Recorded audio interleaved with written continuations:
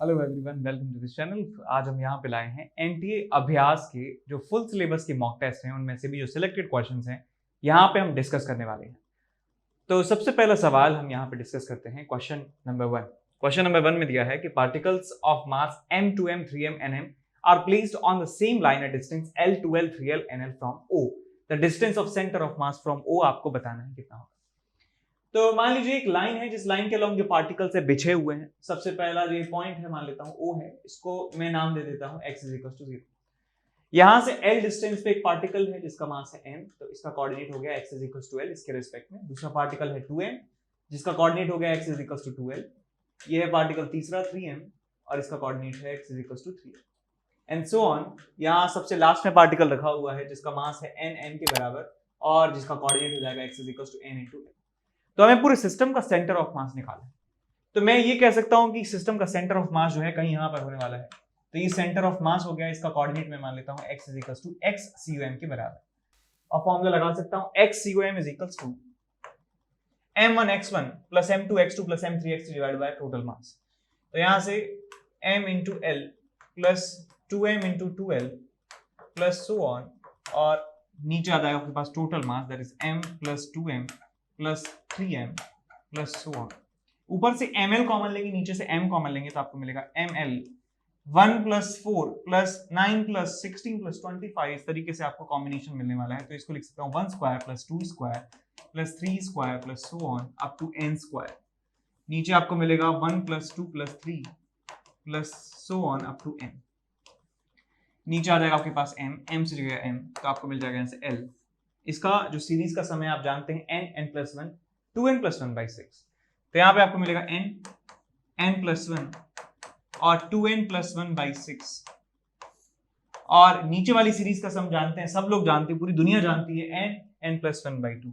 तो n plus 1 by 2 आपको ये मिल जाएगा। 2 से चला गया 3 बार, n से गया n बार, n प्लस 1 से गया n प्लस 1 बार। तो आपको यहाँ पे रिजल्ट मिल जाता है that l by 3 into 2n plus 1 and l by 3 2n plus 1 आपको मिल जाएगा यहाँ से सेंटर ऑफ मास का x कोऑर्डिनेट। ठीक है, ये हुआ आपका सवाल। सवाल काफी आसान था, ज्यादा मुश्किल था नहीं, बस आपको ये सीरीज का सम याद होना चाहिए। तो थोड़ा बहुत यहाँ पे मैथ का रिक्वायरमेंट था। तो ये बहुत ही एक टिपिकल जनरल क्वेश्चन है। Difficulty level neither too hard neither too easy. So 3 out of 5 जो है इसको मिलता है। अगला सवाल हमारे पास ये है कि AB is a light rigid rod which is rotating about a vertical axis passing through end A. Okay. A spring of force constant K and natural length L is attached at A and its other end is attached to a small bead of mass M. The bead can slide without friction on the rod. At the initial moment, the bead is at rest with respect to the rod and the spring is unstretched. The maximum speed of the bead with respect to the rod during the course of its motion. तो जब भी आपके पास question में दो object जो है move कर रहे हैं, एक से ज्यादा ऑब्जेक्ट मूव कर रहा है, तो हम वहां पे रिलेटिव मोशन का इस्तेमाल करते हैं। तो मैं यदि इस बीड का मोशन देखना चाहता हूं रॉड के रेस्पेक्ट में, तो क्या करेंगे, विद रेस्पेक्ट टू रॉड इस क्वेश्चन को ऑब्जर्व करना होगा। तो ये है जी आपकी रॉड है, ये रॉड के रेस्पेक्ट में बात कर रहे हैं, यानी रॉड जो है रेस्ट पे आ चुका है। तो अब ये मुझे बताइए क्या रॉड के पास कोई एक्सेलरेशन है? हम कहेंगे हाँ, बिकॉज रॉड एक सर्कल में रोटेट हो रही है, इसका मतलब ये इसके पास एक सेंट्रीपिटल एक्सेलरेशन है। तो मैं एक सूडो फोर्स इस रिंग पर लगाने वाला हूं। ये जो बीड है हमारा, इस बीड पर मैं एक सेंट्रीफ्यूगल फोर्स लगाऊंगा, या कह सकते हैं सूडो फोर्स लगाऊंगा। तो मास इनटू एक्सेलरेशन, जो रॉड है, रॉड का एक्सेलरेशन इस तरफ था, एक्सिस की तरफ, तो मुझे सूडो फोर्स लगाना होगा इस तरफ। तो मैं इसके ऊपर सूडो फोर्स लगाऊंगा दैट इज m इंटू, और यहां से यहां तक का जो डिस्टेंस है वो मैं मान लेता हूं लेट्स से x के बराबर है, l प्लस एक्स कह देता हूं कि x इसमें एक्सटेंशन है स्प्रिंग में, इंटू ओमेगा स्क्वायर। ये आपका सूडो फोर्स लगाया मैंने इसके ऊपर, और मैंने मान लिया कि x एक्सटेंशन हो चुका है स्प्रिंग के अंदर। तो स्प्रिंग यदि x एक्सटेंशन हो जाएगा तो ये स्प्रिंग जो है फोर्स लगाएगी इसके ऊपर kx के बराबर। तो सिचुएशन कुछ ऐसी है यहां पर कि रॉड जो है रुकी हुई है, और ये जो स्प्रिंग, ये जो पार्टिकल है ये स्प्रिंग के साथ कनेक्टेड है, और ये पार्टिकल इस तरीके से ऑसिलेट करने वाला। तो मुझे निकालना है कि मैक्सिमम स्पीड इस पार्टिकल की, इस बीड की कितनी होने वाली है। तो मैं जानता हूं कि मैक्सिमम स्पीड इसके पास कब होगी, जब ये इक्विलिब्रियम में होगा। जब ये इक्विलिब्रियम में होगा, तो आप ये याद रखें, जब भी आपके पास एक ऑसिलेटरी मोशन है, जब भी आपके पास एक ऑसिलेटरी मोशन हो रहा है, तो वहां पे जब इक्विलिब्रियम पोजीशन आती है, वहां पे उसकी स्पीड मैक्सिमम होती है। तो इक्विलिब्रियम का मतलब ये फोर्सेस जो है आपस में बराबर है, तो यहाँ लिखूंगा kx is equals to ml omega square plus mx omega square. तो हमें निकालना क्या है, हमें मैक्सिमम स्पीड ही निकालनी है। तो आप क्या करिए, यहाँ से आप पहले x की वैल्यू निकालिए, तो आपको मिलेगा k minus m omega square into X is equal to ml omega square. तो यहाँ से आपको x की वैल्यू मिल जाएगी ml omega square divided bye k minus m omega square. अब ये तो मुझे मिला है x की वैल्यू, यानी स्प्रिंग में एक्सटेंशन जब इसकी स्पीड मैक्सिमम होने वाली है। अब मुझे निकालना है मैक्सिमम स्पीड, तो मैं यहाँ पे इस्तेमाल करूंगा conservation of mechanical energy. Conservation of mechanical energy नहीं, आप यूज करिए यहाँ पे वर्क एनर्जी थ्योरम। तो हमारे पास स्प्रिंग जो थी वो इनिशियली नेचुरल लेंथ में थी। स्प्रिंग की लेंथ जो है L के बराबर थी, इसके पास जो स्पीड थी वो 0 के बराबर थी, स्पीड 0 के बराबर थी। अब स्प्रिंग की लेंथ जो है बेटा हो चुकी है L plus x. L plus x जो है स्प्रिंग की लेंथ हो चुकी है, और इस पूरी जर्नी में इसके ऊपर दो तरह के फोर्स लगे हैं। एक फोर्स लगा है इसके ऊपर kx के बराबर, और एक फोर्स इस पे लगा है m omega square into L plus x. तो इन दोनों फोर्सेस का मुझे वर्क डन जो है लिखना होगा। तो मैं लिखूंगा यहाँ पे work done by pseudo force plus work done by spring is equal to change in kinetic energy.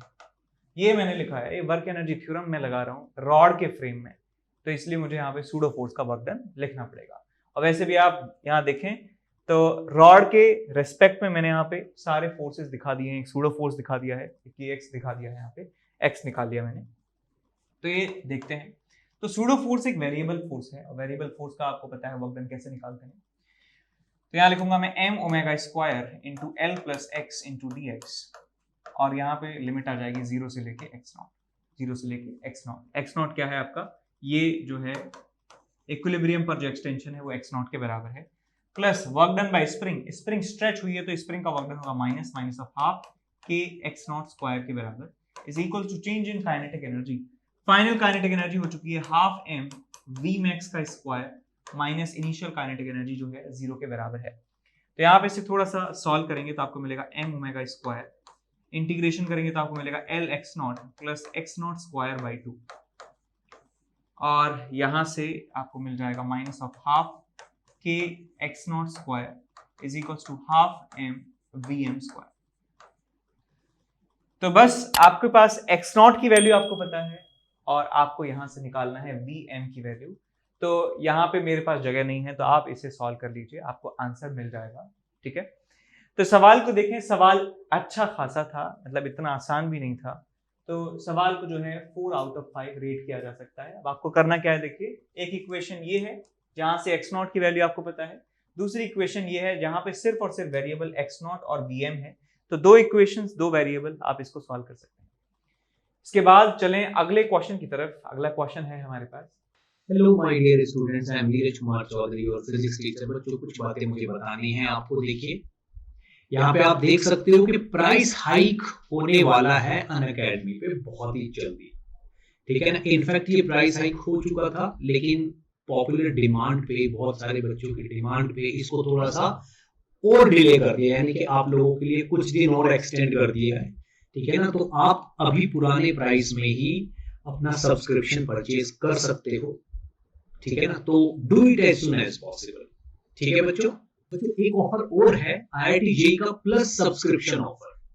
इसमें क्या है, अगर आप 12 मंथ का सब्सक्रिप्शन खरीदते हो तो आपको 2 मंथ का फ्री मिलता है, और अगर आप 24 मंथ का खरीदते हो तब भी आपको 2 मंथ का सब्सक्रिप्शन फ्री मिलता है, एक्स्ट्रा एक्सटेंशन। ठीक है बच्चों, तो ये बहुत ही अच्छा ऑफर है। 2 मंथ का सीधे सीधे आपकी सेविंग है। ठीक है ना, एज सून एज पॉसिबल आप इसको जल्दी से जल्दी ग्रैब कर लीजिए। Okay, IIT JEE iconic subscription. ठीक है बच्चों, अगर आप बच्चों आइकॉनिक सब्सक्रिप्शन लेते तो आपको आपके घर पे, ठीक है ना, study material free of cost मिलेगा, आपके घर पहुंच जाएगा स्टडी मटेरियल। अगर आप आइकॉनिक सब्सक्रिप्शन लेते हो, ठीक है ना, जो कि 12 मंथ का, 18 मंथ और 24 मंथ का अगर आप लेते हो, तब ये ऑफर आपके लिए फ्री है। समझ लीजिए, आपको अनअकैडमी के branded notes free of cost आपके घर पे मिलेंगे। ठीक, नेक्स्ट देखिए। Okay, crack Unacademy prodigy scholarship test. बच्चों 11 करोड़ तक के अवार्ड्स इसमें रखे गए हैं, जो कि 14 to 15 अगस्त को होना है, ठीक है ना। और डेली प्रैक्टिस टेस्ट भी है इसमें, जिनमें डेली एक विनर को आईपैड मिलेगा, जो कि 12 जुलाई से डेली हो रहा है। ठीक है बच्चों, इसी में आपको एक चीज और बता देता हूं मैं, अगर आप टॉप 2 में एग्जिस्ट करते हैं, ठीक है ना, टॉप 2 में एग्जिस्ट करते हैं, तो आपकी फर्स्ट ईयर की कॉलेज फी अनअकैडमी स्पॉन्सर करेगा। ठीक है बच्चों, जो कि बहुत ही बड़ी अमाउंट होगी। ठीक है, नेक्स्ट, अगर आप 1 to 10 रैंक में आते हो, ठीक है ना, तो आपको मैकबुक मिलेगा। और अगर आप 11 to 15 रैंक में आते हो, तो आपको आईफोन 12 मिलेगा। और 15 से लेके, यानी कि 16 से लेके आप 20 की रैंक तक आते हो, तो आपको एप्पल का आईपैड मिलेगा। 21 से लेके 50 रैंक तक आपको इको, और 51 से लेके 100 रैंक तक को अमेज़न के वाउचर्स भी मिलेंगे। ठीक है बच्चों, तो ये बहुत ही बेहतरीन ऑफर है। एज सुन एज पॉसिबल, अगर आपने रजिस्टर नहीं किया तो प्रोडिजी के टेस्ट के लिए आप रजिस्टर कर लीजिए, और ये इनाम मिलने के बहुत चांसेस बनते हैं, क्योंकि पूल अमाउंट बहुत ज्यादा है। ठीक है बच्चों, तो इसी के साथ मैं आपसे विदा लेता हूं, और जब भी सब्सक्रिप्शन लोगे तो NKC सर लाइव कोड डालना मत भूलिएगा, इससे आपको 10% का डिस्काउंट भी मिल जाएगा। ठीक है बच्चों, thank you. In the circuit, as shown in figure, R3 is a variable resistance. R3 जो है, this is R3, ये एक वेरिएबल रेजिस्टर है। दोबारा डायग्राम बना देता हूं थोड़ा सा बड़ा। ये आपके पास रेजिस्टेंस है R1, यहाँ एक बैटरी लगी है, बैटरी 36 वोल्ट की बैटरी है, और यहाँ पे एक और रेजिस्टर है R2, और यहाँ पे एक और रेजिस्टर है जिसका वैल्यू भी R2 है, और इसके R2 के साथ पैरेलल में एक रेजिस्टर है जिसका रेजिस्टेंस R3 है। ठीक है, तो हमें क्वेश्चन में कहा है कि R3 जो है एक वेरिएबल रेजिस्टर है, और वेरिएबल रेजिस्टर की जो वैल्यू है वो चेंज की जाती है, तो करंट पूरे सर्किट में सेल के द्वारा जो करंट निकल रहा है वो चेंज होता है, जैसे ग्राफ में दिखाया हुआ है। एसिम्प्टोटिक जो है वो नेचर इस ग्राफ का आपको मिलता है, और क्वेश्चन में दिया है कि I की वैल्यू जो है 6 एम्पियर की तरफ टेंड करने लगती है जैसे R3 को इनफाइनाइट बनाया जाता है। तो रेजिस्टेंसेस R1 और R2 की वैल्यू आपको बतानी है कितनी होगी। तो मैं सबसे पहला केस ले रहा हूं कि जब R3 की वैल्यू 0 के बराबर है, तो मैं यहाँ पे पहला केस मान रहा हूं कि जब R3 की जो वैल्यू है वो 0 के बराबर की जाती है, 0 की तरफ टेंड की जाती है, तो क्या होता है। तो ग्राफ को देखिए, R3 की वैल्यू जब 0 है तो करंट कितना मिल रहा है, 9 एम्पियर के बराबर। तो करंट कितना है जी, करंट 9 एम्पियर के बराबर है। और आप सोचिए बेटा कि ये आपके पास एक डीसी सर्किट है, ये रेजिस्टेंस 0 के बराबर है, ये रेजिस्टेंस R2 है, तो ये R2 जो है ये शॉर्ट हो चुका है बेसिकली, तो पूरा करंट जो है वो यहां से निकल जाएगा, यहां से आएगा और बाहर आउटर सर्किट में से निकल जाएगा, बिकॉज ये रेजिस्टेंस जो है हमने शॉर्ट कर दिया है, इसका रेजिस्टेंस 0 है, पूरा करंट यहां से निकल जाएगा। ठीक है, तो मैं कह सकता हूं पूरे सर्किट में जो करंट है क्या होने वाला है आपके पास, 36 इज टोटल EMF, और R1, R2 और R3 की वैल्यू 0 के बराबर है, तो मिल जाएगा आपके पास R1 प्लस R2। और ये करंट कितना दिया आपको, 9 के बराबर, तो आपको मिल जाता है R1 plus R2 is equal to 4। तो यहां से एक इक्वेशन आपको मिल जाती है, इक्वेशन नंबर 1। अब मैं दूसरा केस ले रहा हूं जहां पे R3 की जो वैल्यू है वो इनफाइनाइट हो जाती है। R3 की वैल्यू इनफाइनाइट यदि हो जाएगी तो इसमें से कोई भी करंट पास नहीं होगा, पूरा का पूरा जो करंट है वो बैटरी से निकल के इस R2 में से पास हो जाने वाला है। ऊपर वाला पार्ट जो है खराब हो जाएगा, बिकॉज इनफाइनाइट रेजिस्टेंस है, तो उसमें से कोई भी करंट पास नहीं होने वाला है, तो पूरा करंट यहां से निकल जाएगा। और मैं कह सकता हूं इस तरह के केस में EMF ऑफ बैटरी 36 वोल्ट, और जो रेजिस्टेंस काम आ रहे हैं वो R1, R2 और R2 के बराबर हैं, तो मैं लिख सकता हूं यहां से 36 divided by R1 plus 2R2। और करंट देखिए कितना हो गया है। करंट देखिए जब R3 की वैल्यू इनफाइनाइट कर दी जाती है तो करंट जो है कांस्टेंट हो जाता है 6 एम्पियर के बराबर, जो यहां भी दिया हुआ है। तो 6 एम्पियर के बराबर इसे कर देंगे तो आपको मिल जाएगा यहां से R1 plus 2R2 is equal to 6। Equation number 2। अब इक्वेशन नंबर 2 ये है, इक्वेशन नंबर 1 ये है, दोनों को आपको करना है सॉल्व। तो आपको यहां से मिल जाएगा, साफ साफ दिख रहा है solution, R1 is equal to 2 and R2 is equal to 2। तो ये आपके पास आंसर जो है आपको मिल जाएगा R1 2 R2 2। सी ऑप्शन सही हो जाएगा। सवाल जो है उसमें स्टेप्स थोड़े से ज्यादा थे, लेकिन बहुत ही कम समय में इसको किया जा सकता है। तो मैं कहूंगा कि बिकॉज यहाँ पे ग्राफ इन्होंने दिया है, थोड़ा सा कंफ्यूज करने की कोशिश की है, तो मैं इसे 4 आउट ऑफ 5 देता हूँ। 4 आउट ऑफ 5 ये सवाल है। ठीक है, यदि ग्राफ नहीं दिया होता तो बच्चे इतने ज्यादा कंफ्यूज और डरे हुए नहीं होते, तो इसको 3 हम दे देते। इसके बाद चलें अगले सवाल की तरफ। अगला सवाल है हमारे पास ये, in a uniform magnetic field of induction B, यानी कि मैग्नीट्यूड मैग्नेटिक फील्ड का वहां पर बी के बराबर है। A wire in the form of semicircle of radius r rotates about the diameter of the circle with the angular frequency omega। तो कुछ सिचुएशन इस तरीके की है कि हमारे पास एक सेमी सर्कुलर वायर है और वो सर्कल की डायमीटर के अबाउट जो है घूम रहा है एक मैग्नेटिक फील्ड में विद कांस्टेंट स्पीड ओमेगा। और मैग्नेटिक फील्ड मान लेता हूं मैं इस तरह से है बी, अंदर की तरफ।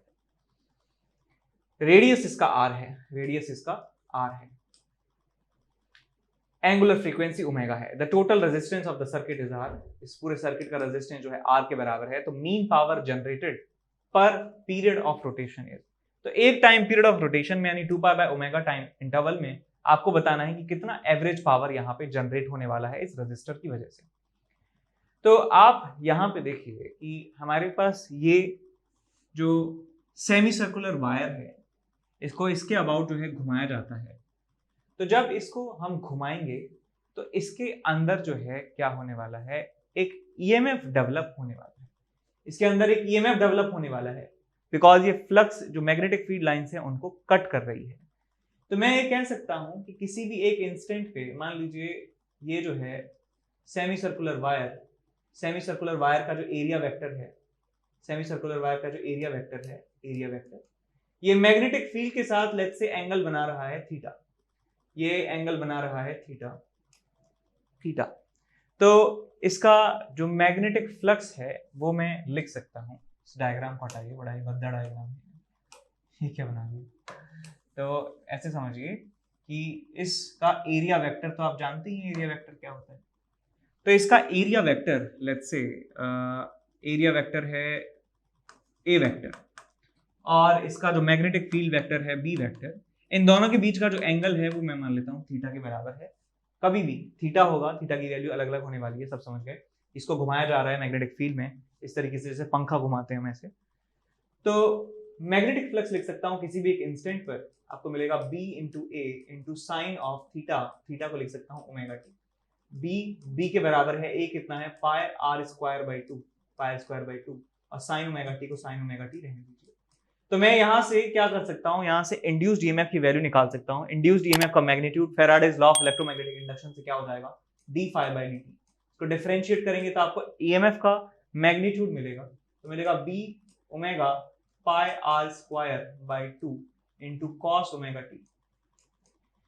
ये आ गया आपके पास ईएमएफ। रेजिस्टेंस से डिवाइड कर देंगे तो आपको मिल जाएगा यहाँ से करंट, यहाँ से मिल जाएगा आपको करंट। करंट मिल गया तो मैं यहाँ से पावर बता सकता हूँ कि एक छोटे से टाइम इंटरवल dt में आपको पावर मिल जाएगी P is equal to I square R into D T. आई स्क्वायर आर निकालना है बेसिकली हमें, तो ये हमें सिर्फ पावर निकालनी है, तो आई स्क्वायर आर हमें यहाँ पे लिखना होगा। अरे सो पावर को लिख सकता हूं मैं आई स्क्वायर आर। मैंने हीट का फॉर्मूला लिख दिया था इससे पहले। So P is equal to I square into R में लिख दूंगा। तो इसको स्क्वायर कीजिए, आपको मिलेगा B omega pi R square by 2r का स्क्वायर, और यहाँ मिलेगा आपको कॉस स्क्वायर ओमेगा टी, और यहाँ पे आपको मल्टीप्लाई क्या करना है रेजिस्टेंस से, तो रेजिस्टेंस आर से मैंने मल्टीप्लाई कर दिया। अब इस पावर का आपको एवरेज निकालना है, तो आप चाहें तो एवरेज का फॉर्मूला लगा सकते हैं कि इसका, ये तो कांस्टेंट टर्म्स है, कॉस स्क्वायर ओमेगा टी का एवरेज कैसे निकालें। तो वैसे फॉर्मूला होता है कायदे से किसी भी फंक्शन का एवरेज निकालने का। मान लीजिए मैं एक फंक्शन ऑफ x है उसका x के रिस्पेक्ट में एवरेज निकालना चाहता हूँ, तो fx dx divided by integral dx, और मान लीजिए 0 से x0 में मुझे एवरेज निकालना है, तो ये फॉर्मूला हम इस्तेमाल करते हैं। लेकिन कुछ स्टैंडर्ड आपके पास फंक्शंस होते हैं जिनका एवरेज आपको पता होता है, जैसे साइन थीटा है आपके पास और 0 से 2 पाई में एवरेज निकालना है तो एवरेज आता है 0। कॉस थीटा है, 0 से 2 पाई में एवरेज निकालना है 0। साइन स्क्वायर थीटा है, कॉस स्क्वायर थीटा है, दोनों का एवरेज आता है हाफ के बराबर इन 1 टाइम पीरियड। तो ये बेटा कांस्टेंट टर्म है, इसका तो एवरेज निकालने का कोई मतलब ही नहीं बनता। कोई चीज कांस्टेंट है तो हमेशा उसका एवरेज वो कांस्टेंट के बराबर ही रहेगा।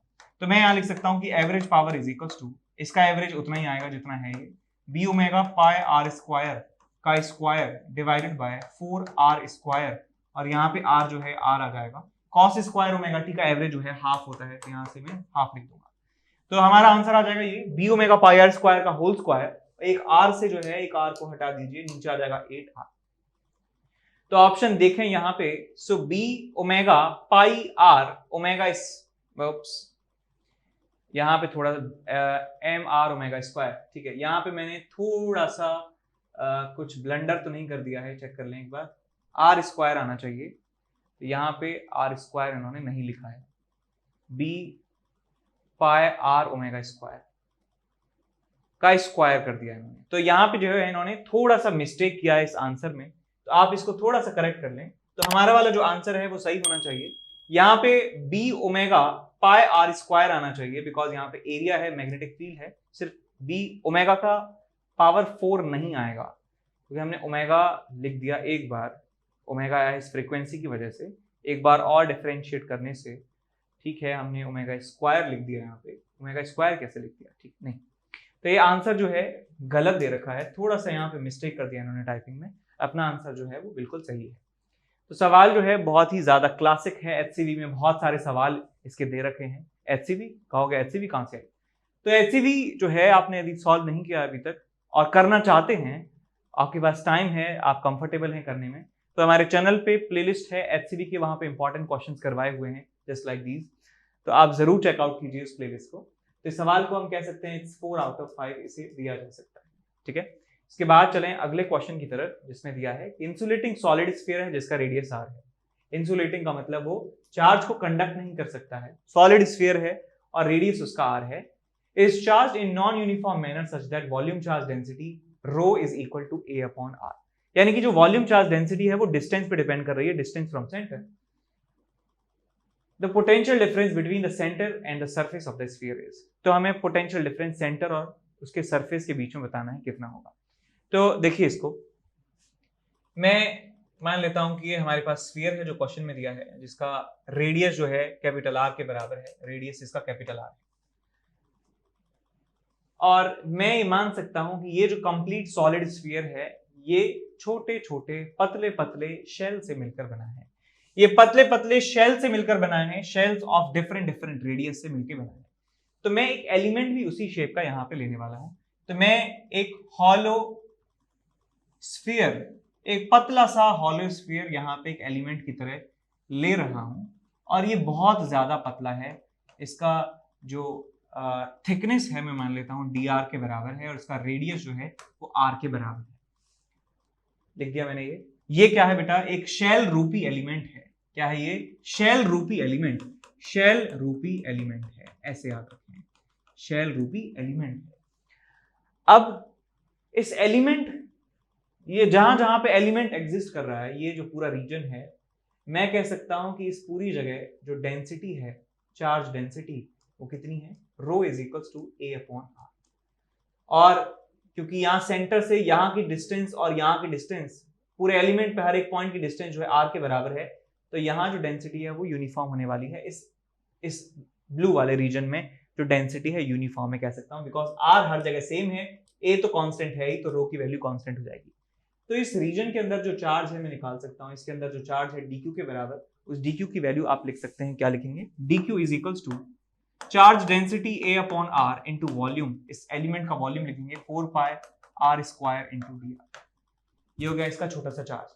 अब इस चार्ज की वजह से सेंटर पर पोटेंशियल और इसके सरफेस पर पोटेंशियल, इस सॉलिड स्फीयर के सरफेस पर पोटेंशियल, यहाँ पर पोटेंशियल और यहाँ पर पोटेंशियल का जो डिफरेंस है वो मैं लिख रहा हूँ। तो मैं लिखूंगा पोटेंशियल डिफरेंस छोटा सा कितना हो जाएगा आपके पास k dq divided by small r। ये तो इसके सेंटर पर पोटेंशियल हुआ है, इसकी वजह से एक शेल की वजह से आप जानते हैं कि जो पोटेंशियल इसकी सरफेस पर होता है वही इनसाइड पूरे रीजन में होता है। सो k dq by small r is potential at the center minus k dq divided by capital R is the potential at the surface of the bigger sphere। तो ये मेरे पास छोटा सा पोटेंशियल डिफरेंस आ चुका है इस एलिमेंट की वजह से। दोनों तरफ आप इंटीग्रेट करेंगे, तो आपको मिल जाएगा total potential difference due to all the elements between r is equals to 0 to r is equals to capital R। यानी रेडियस 0 से radius is equal to capital R तक बनने वाले जितने भी एलिमेंट्स हैं उनकी वजह से जो पोटेंशियल का डिफरेंस है सेंटर पर, सरफेस पर, वो किसके बराबर है? इसके बराबर है। तो भाई सॉल्व करिए इसको, तो आपको मिल जाएगा आपका delta v is equals to k upon r, dq की वैल्यू यहाँ पे पुट करिए, r से एक r चला गया, आपको मिल जाएगा यहाँ से a 4 pi r into D R, और लिमिट लगाएंगे 0 से लेके कैपिटल R। यहाँ मिलेगा आपको minus of k by r into dq is a into 4 pi r into D R, 0 से लेके कैपिटल R। तो एक r से एक r चला जाएगा, आपको मिल जाएगा यहाँ से a into 4 pi capital R, k रह गया, k रह गया, k a 4 pi r minus k by r a into 4 pi into r D R, का मतलब हो जाएगा r square by 2, capital R square by 2। तो एक r से r हट जाएगा तो r बाई 2 बच जाएगा। तो देखिए यहाँ से क्या मिल रहा है आपको, k a 4 pi r by 2, तो आंसर मिलेगा आपको k 4 pi r into a divided by 2। Solve कर लेंगे इसको, k की वैल्यू जो है 4 पाई एप्सिलॉन नॉट रखूंगा तो 4 पाई हट जाएगा, एप्सिलॉन नॉट बच जाएगा। तो आपको यहाँ पे आंसर मिल जाएगा कि ये मिल जाएगा आंसर आपको k a divided by 2 epsilon not, k a divided by 2 epsilon not जो है आपको, ओके यहाँ पे कुछ मिस्टेक कर दिया है, k a 4 पाई r, देखिए 4 पाई चला गया है, a बचेगा यहाँ पे, r बचेगा यहाँ पे, और k तो हट जाएगा, k तो वो वाला है, a बचेगा। So you will get a into r divided by 2 epsilon naught, ar by 2 epsilon naught आपको आंसर मिल जाएगा, डी ऑप्शन सही हो जाएगा। सवाल अच्छा था, मैं कहूंगा कि ये इसको आप 4 आउट ऑफ 5 कह सकते हैं, अच्छा सवाल था, या 5 आउट ऑफ 5 कह सकते हैं।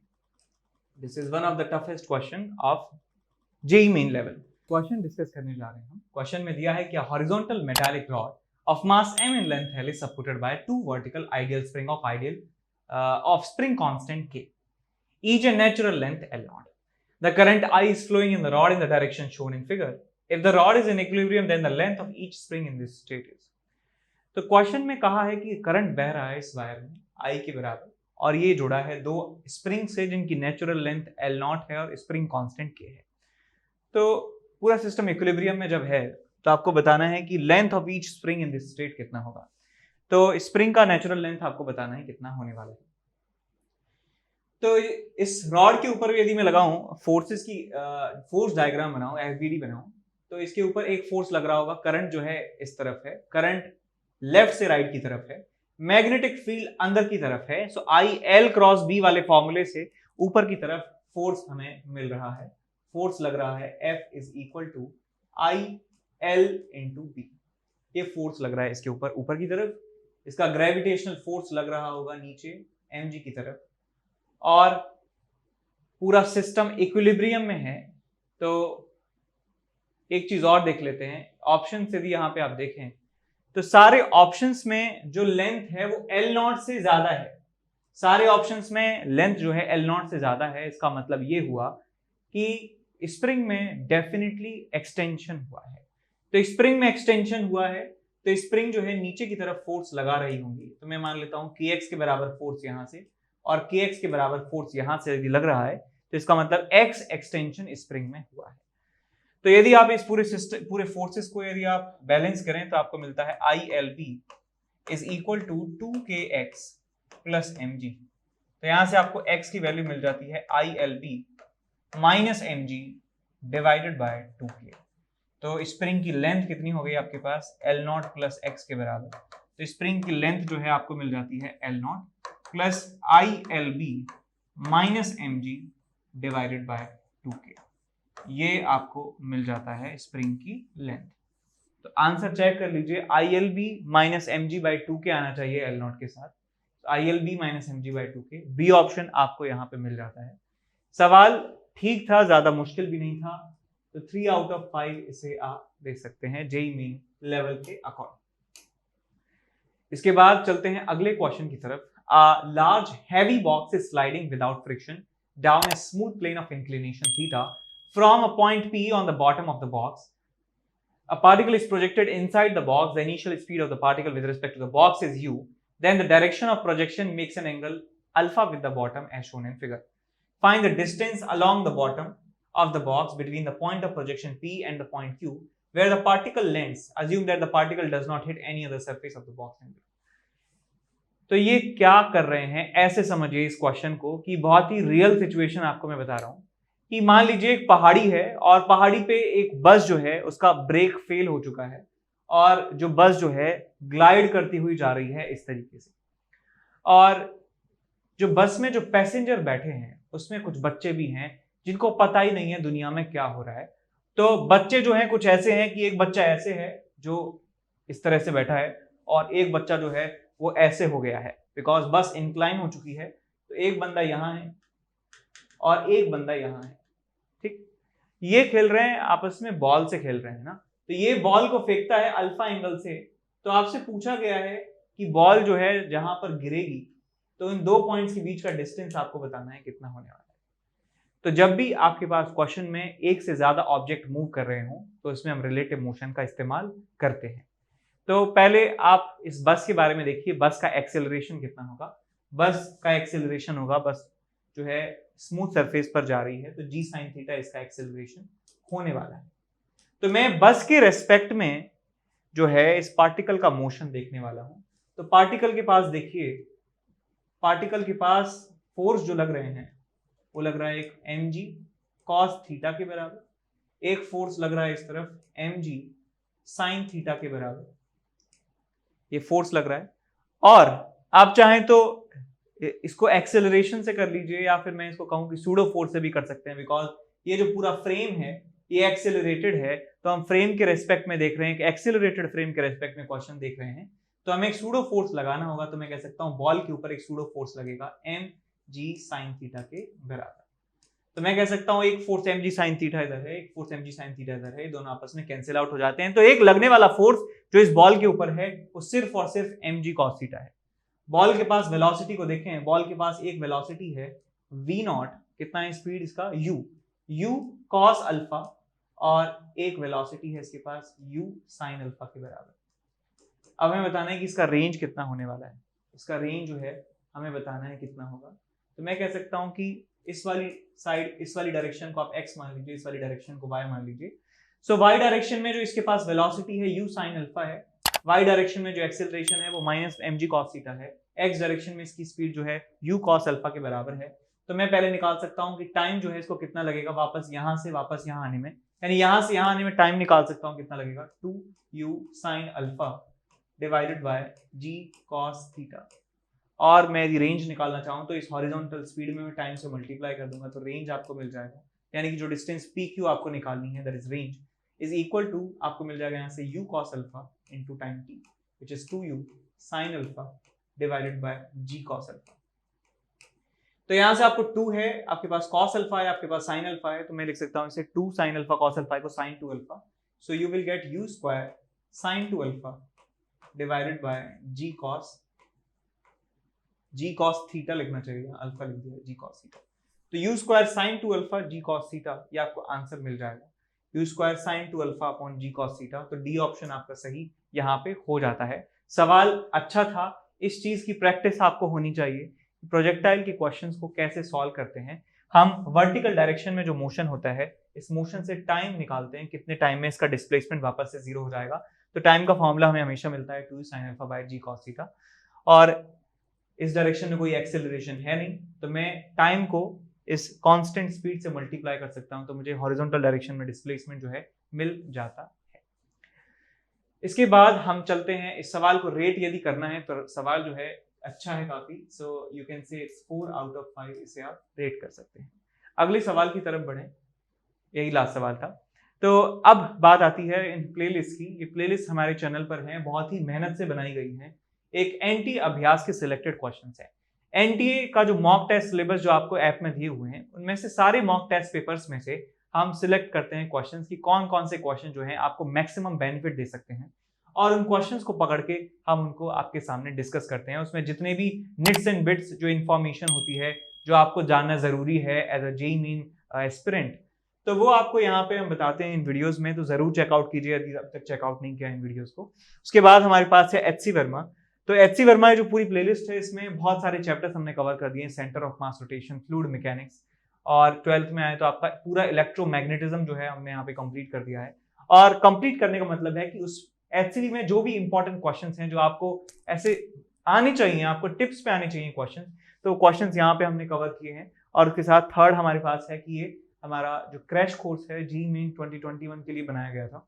ये कोर्स में, क्रैश कोर्स में थ्योरी का एक लेक्चर है, उसके बाद प्रीवियस ईयर्स के क्वेश्चंस उस चैप्टर से रिलेटेड दिए हुए हैं। 2021 से जितने भी पहले क्वेश्चंस आए हैं जेईई मेन के, और ऐसे क्वेश्चन जिनमें ऐसा लगता है कि आपको सीखने को कुछ मिलेगा, तो बहुत ही क्लीशे क्वेश्चन नहीं है, तो वो क्वेश्चन यहाँ पे करवाए हैं। जरूर चेकआउट कीजिए। कोई चैप्टर आपका वीक है, आप या चाहते हैं कि मैं चेक करना चाहता हूँ कि कैसे क्वेश्चन इस चैप्टर में से आते हैं, तो इस प्लेलिस्ट को जरूर चेक कीजिए। पूरे हमारे चैनल पे ये तीनों प्लेलिस्ट जो हैं प्लेलिस्ट सेक्शन में आपको मिल जाएंगी, ठीक है। तो इसी के साथ वीडियो को लाइक जरूर करना, सब्सक्राइब कर लेना यदि किया नहीं तो। That's it for all. Thank you so much for watching. Take care, bye bye.